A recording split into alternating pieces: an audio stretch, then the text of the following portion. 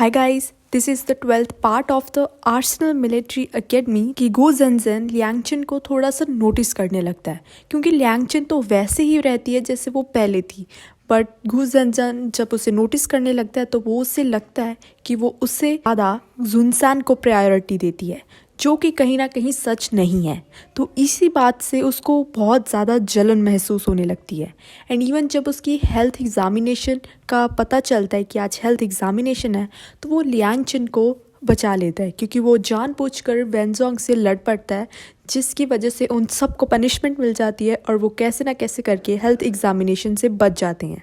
फिर उन सबको प्रिजन में दिखाया जाता है जहाँ पर लियांगचिन अब राहत की सांस लेती है और फिर उसे बहुत शक होता है गु ज़नज़न पर कि आखिर इसने एकदम से ऐसी हरकत क्यों की। फिर उसके बाद हमें प्रिजन में दिखाया जाता है जहाँ पर से ये सारे लोग जेल में होते हैं और उधर वो बेन जो कि ट्रैफिकिंग कर रहा था चाइनीज़ लेबर्स की, उसे वो जापानीज़ की लीडर जियान मार देती है और वो उसकी डेड बॉडी को एक न्यूज़पेपर एडिटर के ऑफिस के आगे फेंक देती है। किसी को कुछ पता नहीं होता कि ये बॉडी यहाँ पर कैसे आई। फिर उधर एक बॉम्ब ब्लास्ट होता है जिसे देख सबको लगता है कि ये अर्थक्वेक है, बट एक्चुअली ये अर्थक्वेक नहीं होता। फिर उसके बाद हमें दिखाया जाता है कि मैंटिंग न्यूज़पेपर देखती है जिसमें ये लिखा होता है कि ये बॉम्ब टैंक बाई की वजह से ब्लास्ट हुआ है, जिसकी वजह से वो बहुत ज़्यादा टेंशन में आती है और वो एकदम से अपने होटल से बाहर निकलती है और बाहर बहुत सारे मीडिया रिपोर्टर्स खड़े होते हैं तो वो भाग नहीं पाती। तो वो एक रस्सी का सहारा लेती है और वो खिड़की से कूदकर भाग जाती है। और जब वो भागती है तो हम देख कि वो उसी एडिटर से मिलने जाती है जो एक मिडिल मैन बन के, क्योंकि टैंक बाई से तो वो एडिटर मिल नहीं रहा होता, तो वो मिडिल मैन बन के उन दोनों को मिलाती है। तो टैंक बाई उसको समझाता है कि ये उसका काम नहीं है। वो उसे सारी सिचुएशन एक्सप्लेन करता है। वो कहते हैं कि हमें वैन बिन की बॉडी उसके आगे मिली, जिसके मुताबिक हमें 2 घंटे पहले बॉडी मिली है, बट एक्चुअली उसकी डेथ 6 घंटे पहले हुई थी। मतलब कि 4 घंटे पहले ही वो मर चुका था। तो वो अपने आप चलकर वैसे वहाँ पर कैसे आ गई, मतलब किसी और ने उसे वहाँ फेंका है। फिर एडिटर कहता है कि हमें उसका साइन किया हुआ लेटर मिला है। तो टैंक बाई कहता है कि ये ह्यूमन ट्रैफिकिंग का केस है। ये कितनी बड़ी गैंग होती है, इसमें 2-3 बंदे तो शामिल होते नहीं और उनके लिए कितना डिफ़िकल्ट है उसका सिग्नेचर लेना। वो कहीं ना कहीं इस बात से कन्विंस हो जाता है। और फिर जब हम उसके घर पे दिखाया जाता है कि वो एक बहुत बड़ा डिसीज़न लेता है और कुछ लिखता है, और जब वो अगले दिन हम देखते हैं तो कोई उसको रास्ते पे ही मार डालता है। ये बात पूरी मीडिया में फैल जाती है और इवन जो वैन बिन जो उस ट्रैफिकिंग का लीडर था, उसकी वजह से बहुत सारे लोग उस बॉम्ब ब्लास्ट की वजह से मरे होते हैं। तो विक्टिम्स की फैमिली उन रिलेटिव्स के घर के आगे बहुत ज़्यादा जमा हुई होती है। इवन रिपोर्टर्स भी होते हैं। तो जब रिपोर्टर्स वहाँ पर खड़े होते हैं तो वो एक मिस्टीरियस सी गर्ल को देखते हैं। वो उसके पीछे भागते हैं तो वो उसको कहती है कि मुझे कुछ नहीं पता, ये कहकर वो वहाँ से भाग जाती है। बट उसकी जेब से एक फ़ोटो गिर जाती है जिसमें वैन बिन और उसकी फ़ोटो होती है, जिससे साफ जाहिर होता है कि वो दोनों लवर्स हैं। फिर इसके बाद हम देखते हैं कि वो उनके गेट कीपर से जाकर मिलती है वैन बिन के, ताकि वो पता कर सके कि आखिर बात क्या है। तो वो गेट कीपर बताता है कि उसे ज़्यादा कुछ नहीं पता, बट जहाँ पर जापानीज़ काफ़ी आते जाते रहते हैं और इससे अलावा उसे कुछ नहीं पता। फिर इसके बाद उस लड़की जो वो लवर थी, उसको हम देखते हैं कि मैंटिंग का जो असिस्टेंट है वो उसको कुछ पैसे दे रहा होता है। तब हमें पता चलता है कि उस लवर और जो गेट कीपर है उसको उस मैंटिंग ने सेट किया था, ताकि जो मीडिया रिपोर्टर है उसका ज़्यादा ध्यान इस वैन बिन की तरफ जाए, ना कि टैंक बाई की तरफ, क्योंकि वो नहीं चाहती थी कि टैंक बाई का नाम बेवजह इसमें आए। फिर हम देखते हैं कि वो सब प्रिजन से छूट गए होते हैं, जो गु ज़नज़न और लियांगचिन, और जब वो बाहर निकलते हैं तो सारे के सारे उनके ऊपर गमले फेंक रहे होते हैं क्योंकि वो बहुत ज़्यादा गुस्से में होते हैं। उन्हें ये बात पता चल जाती है कि माहौल बहुत ज़्यादा गर्म है। तो जीजिन उन सबको शांत करता है और जुनसान को वहाँ से लेके जाता है। और फिर हमें कुछ वक्त के बाद का टाइम दिखाया जाता है जब सॉन्ग और लियांगचिन ऊपर अपने रूम में आ रहे होते हैं। तो वैनजोंग वहाँ से गुजर रहा होता है, बट वो उन्हें देख छुप जाता है, वो उनकी बातें सुनने लगता है। तो लियांगचिन अंदर चली जाती है अपने रूम में शावर लेने के लिए। तो वो पीछे से जाकर वाटर सप्लाई बंद कर देता है, जिससे उस पूरी फ्लोर का पानी बंद हो जाता है। इस बारे में पूछने सॉन्ग से आती है तो सॉन्ग उसे कहते हैं कि पूरी फ्लोर का ही पानी बंद हो चुका है, तुम पब्लिक बाथरूम में जाकर नहा सकते हो। वो वहाँ पर चली जाती है। उसके पीछे पीछे वैनजोंग भी जाता है, बट जब वो अंदर वॉशरूम में जाती है तो वो डोर क्लोज कर देती है, मतलब लॉक लगा देती है। तो वैनजोंग जब अंदर घुसने की कोशिश करता है तो वो नहीं पॉसिबल होता। तो फिर वो किसी तार से लॉक को खोलता है, बट जब वो अंदर जाने लगा होता है तो वहाँ पर जुनसान आ जाता है, क्योंकि जुनसान भी वहाँ पर बात लेने आया था। तो वो जल्दी से अंदर छुप जाता है रूम में और जुनसान अंदर चला जाता है। तो जब लियांगचिन नहा रही होती है तो उसे तो पहले पता नहीं चलता, बट जब उसे पता चलता है तो वो बहुत ज़्यादा डर जाती है। वो एकदम हक्की बक्की रह जाती है। वो सोचती भी है कि मैंने तो डोर बंद किया था, फिर ये अंदर कैसे आ गया, मतलब मैं लॉक किया था। और फिर जो वो सोप रखने जाती है तो उधर जुनसान भी उसको देख लेता है। उसे देख लियांगचिन एकदम से छुप जाती है। ये देख जुनसान थोड़ा सा सरप्राइज होता है कि आखिर ये ऐसे क्यों छुप गई। फिर उसके बाद जुनसान उसको बताने लगता है कि इसमें उसके भाई का कोई हाथ नहीं है। तो वो समझ नहीं पाती, तो वो कहता है कि तुमने न्यूज़पेपर नहीं देखा आज का। वो एक्चुअली किसी और ने किया और खामखा उसका नाम लगा दिया।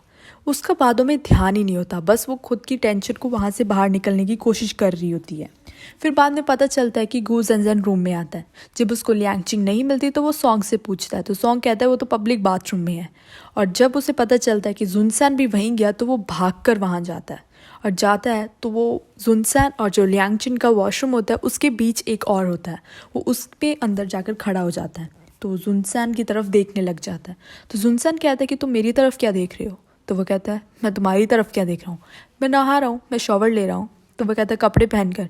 हाँ मैं तो कपड़े पहन के लेता हूँ, इससे तुम्हें क्या। फिर वो शॉवर ऑन करता है और कपड़े के साथ ही नहाने लगता है, बट वो जुनसान की तरफ ही देख रहा होता है।